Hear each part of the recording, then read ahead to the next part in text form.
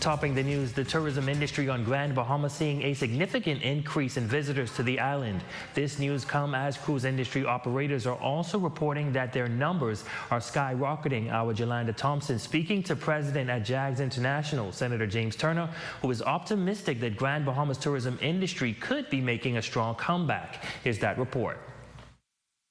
Tourism numbers continuing to climb on the island of Grand Bahama. This comes as welcome news as the industry has struggled for decades. The month of October is expected to surpass September's high, and get this, the increase should last through December.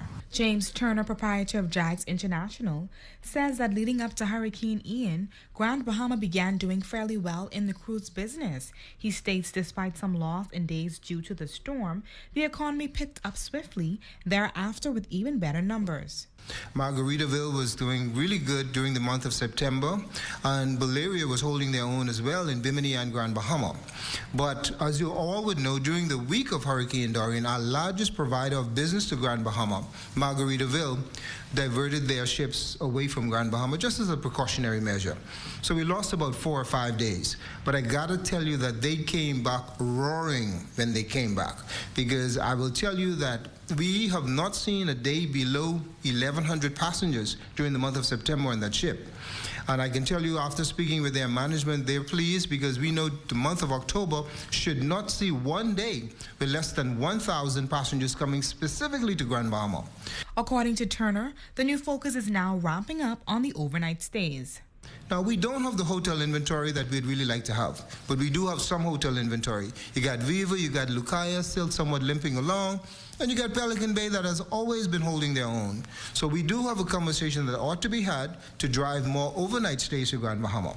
But in the meantime, those over 1,000 day passengers are great for the cab drivers, they're great for Port Lucaya, they're great for the vendors, and they're certainly going to help our economy. And despite Hurricane Ian's catastrophic impact, South Floridians are still pursuing their visit to the island. However, he is sending out the stern notice to tourism operating vendors. Statistically, we were always better in service. Somehow we started to relax.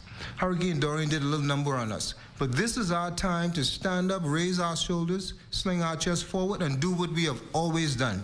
This is the time for Grand Bahamians to deliver a service that ought to be unparalleled anywhere in the world, much less the rest of the Bahamas. So as our business return, we got to make sure the quality of our service return. Turner says that this is the time Grand Bahamians can stand, rise, and shine, and show that Grand Bahama is a jewel in the islands of the Bahamas. For the Bahamas Tonight, the Northern Edition, I'm Jolanda Thompson.